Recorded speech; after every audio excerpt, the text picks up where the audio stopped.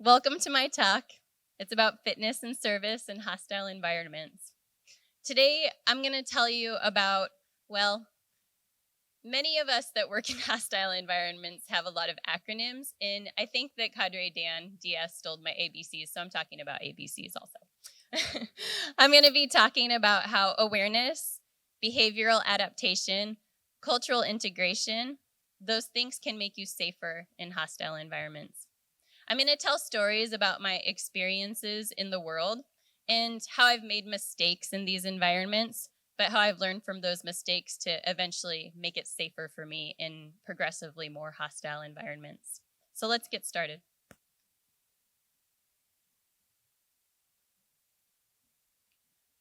I woke up in darkness. I didn't know where I was.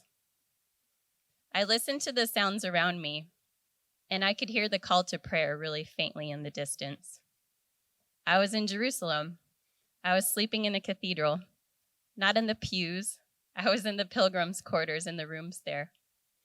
I had just spent 2 weeks in Amman, Jordan, at the United Nations University with graduate students from all over the world. We were there talking about track 2 diplomacy and some of the current conflicts in the world. It was 2007. So there was a civil war in the Gaza Strip. Fatah and Hamas were slaughtering each other. Iran was developing nuclear power, and Western countries were intervening in many of these conflicts, or they weren't. So here I was in Jerusalem. I woke up, and I had just spent this time in Amman.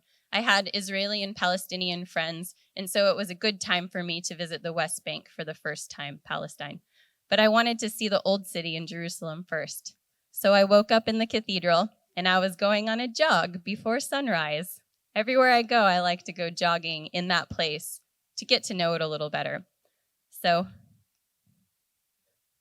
I wake up, I put on some conservative pants, so I thought, grab my hotel key, and I'm going down the road. I was only staying about 800 meters from the old city in Jerusalem, and so I got to Damascus Gate, which enters into the Muslim quarter, and I started running.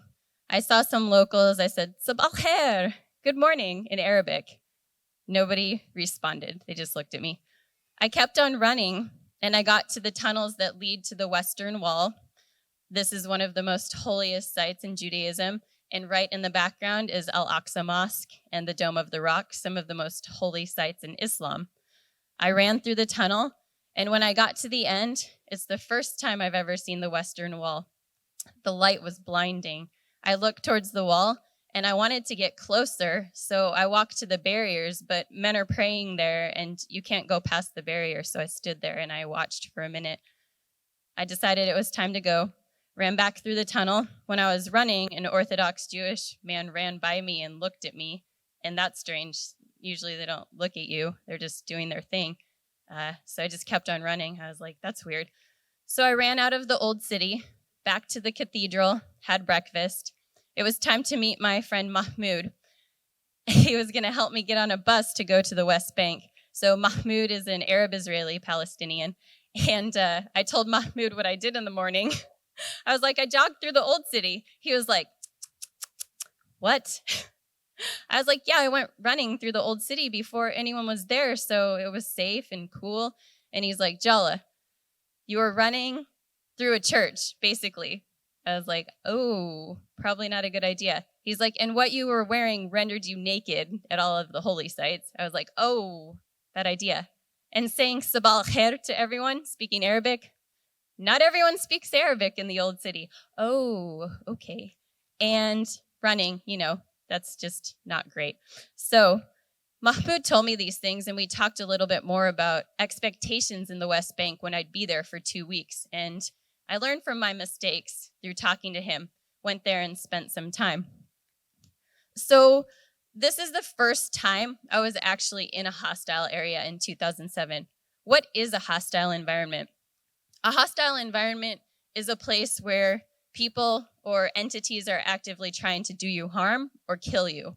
And this photo is Kabul, Afghanistan in 2010. And this was, at the time, one of the most hostile places on the planet. My time in Peace Corps and in the Middle East set me up so that I wouldn't make mistakes that would put my life at risk in this scenario. I'd be going to Afghanistan as a non-Muslim, single woman, civilian, living outside of the green zone. I was living in Afghan neighborhoods. But how did I get there? This is me when I was 6 years old. I was a swimmer growing up. So when I was a little kid, I had 3 goals in life. I wanted to swim in the Olympics, I wanted to be the first female Navy SEAL, and I wanted to go into the Peace Corps. So swimming was the easy part. I spent about 20 hours a week swimming from the time I was 12 until I went to college. Navy SEAL, more on that in a second. Peace Corps, more on that in a second. So your junior year, when you're good at sports, your junior year of high school, colleges start recruiting you. I was getting recruited by universities.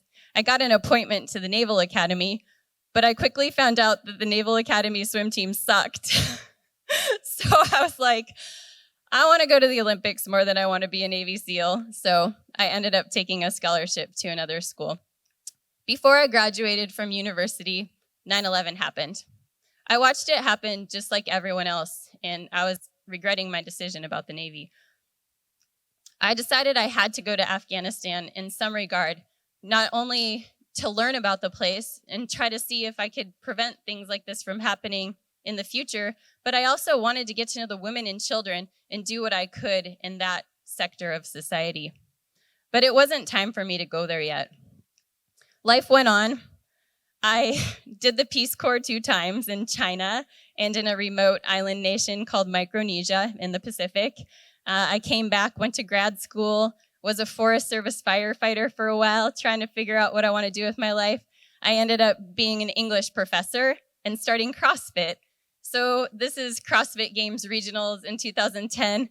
My mind was off of being in hostile environments. I had a professorship, I was competing in CrossFit, and then the call came. I applied to be an English language fellow, which is a visiting scholar with the State Department this year. And they called me and they said, Jaala, we want you to be the first fellow in Afghanistan. We've never had any scholars there doing this work. Do you want to go? Yeah, I wanted to go. I was training for the CrossFit Games and I was like, dang it. How am I going to train for the CrossFit Games in Afghanistan? But it was my time. So I was off to Afghanistan. Again, one of the most hostile places on the planet at this time. There was systematic violence, interethnic violence, random violence. Things weren't actively trying to kill you. They were passively killing you too. So very dangerous place. I was not in the military. I had no military protection. I was going as a scholar with the State Department, and I was outside of the green zone, living as a single woman in an Afghan building. So I was out in the community. This is where the things that I learned in the past would set me up for success. Those ABCs: awareness, behavioral adaptation, and cultural integration. I did so much research before I went there so that I wouldn't make those mistakes that I made before. Women and children had a place in society at the time. The literacy rate for women in 2010 was a little bit lower than 25%, but girls were going to school, women were in the workforce. This was part of my mission, to train the teachers in the female schools and at the universities. The first time I met my counterpart at the State Department, he had never seen my face. It was before the time of Zoom and all of the video conferencing. We had talked on the phone. He lived in Afghanistan, so I had been at my university for 2 weeks. I had already integrated with the Afghans. I was friends with them. And Steve, my boss from State Department, was coming to the university to introduce me officially. So all of the Afghans and I were in the room, and Steve and the State Department people walk in. He introduces himself, and he says, we're still waiting for Jaala to get here, so let's have some coffee and tea before she gets here. And all of the Afghans laughed. I was there. So I followed my rules before I got there, and I even confused my American counterpart. I'm in the chadar, the headscarf right there that's held at my chin, not the black one. That's me. So I'm wearing chadar. I'm integrated into society. I look like an Afghan woman, and I have friends on the inside. I'm speaking Dari. I'm as safe as I can be in this society. But I'm not exercising yet, and it's really getting to me. So my students were about the same age as me. In Afghanistan, going to university comes a lot later in life. So I made friends with these 3 guys who were great at joking. We had a lot of connections. They adopted me as their sister because a woman in Afghan society is nothing without the men around her. I can't walk alone on the street. I couldn't go shopping. I certainly wouldn't be able to go to a gym or anything like that. So having these 3 guys as my brothers was pivotal for my ability to eventually physically train there. I'd go to their village on the weekends. It's out on the outskirts of Kabul. I helped them build an English language curriculum for the elementary school they taught at. We did some art exhibits at the coffee shop. Basically, we became friends. We followed Dan's rule of having a battle buddy, having a friend in the society that I could lean on and rely on to help me do things. Then they found out my secret. They found out I was training for these things called the CrossFit Games, and they were like, "Where are you lifting weights?" I was like, "I'm not." I have nowhere to go. I don't want to go to a gym. Women didn't go to gyms. It was just bodybuilding gyms. So they took me to the exercise store, and they stood with me as I did power cleans and full chadar and long jacket and heels. And they just helped me get all the things I needed because of the friendship I had built with them through school. They helped me set up my gym. Here's some photos of me at my home gym doing pull-ups on my door frame. And then on the other side, you can see I actually ended up befriending some American service people, and I got onto the military base there so that I could have some high-intensity exercise and work out with other service members. So this is at Camp Eggers in Kabul on the other side of the pictures, doing some working out there.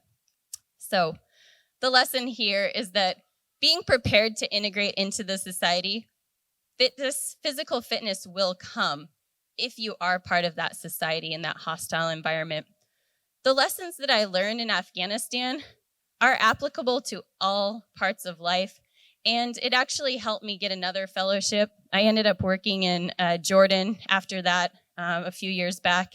I was doing the same kind of work. I worked in the girls' schools with the teachers. I ended up doing a countrywide curriculum for the schools where I integrated fitness into the girls' school curriculum. So it was something that was new for a lot of the public schools there.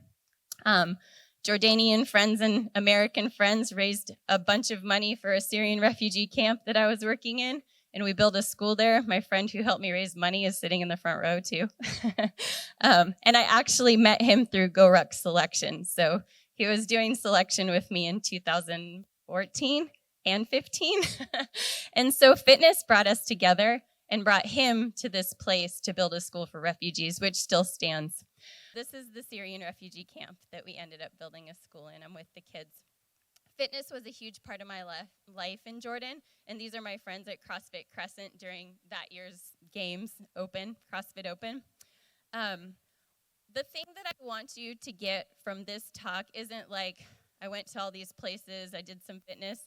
What I want you to get from this talk is that there are even hostile environments in America. And you guys in this room are the leaders in fitness in our society. You're here. I know you're leaders and coaches, and you do fitness.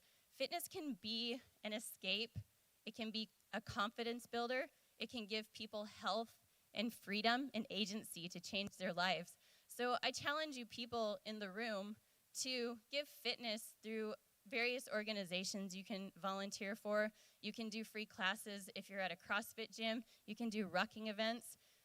We can make the world better through fitness because it allows you to make your own choices and have a healthy body and be able to live a healthier life. So I challenge you guys to go out and use fitness as a bridge and improve people's life through fitness.